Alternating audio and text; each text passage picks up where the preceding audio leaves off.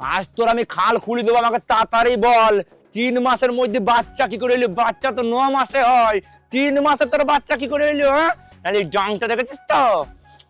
পিঠে চাল আমরা চুড়ি দেবো। আরে তুমি আমাকে ভুল বুঝছো। আমার ঘোড়ার ডিম বুঝছো?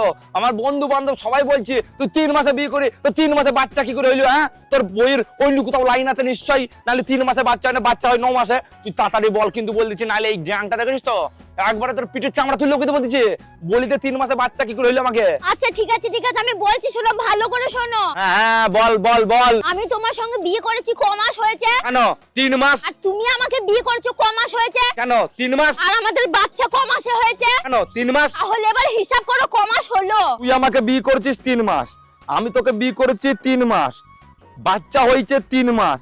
আরে আরে 9 মাস হয়েছে তো। আই সরি, আমি তোকে বিনা ফালতু ভুল বুঝিছি।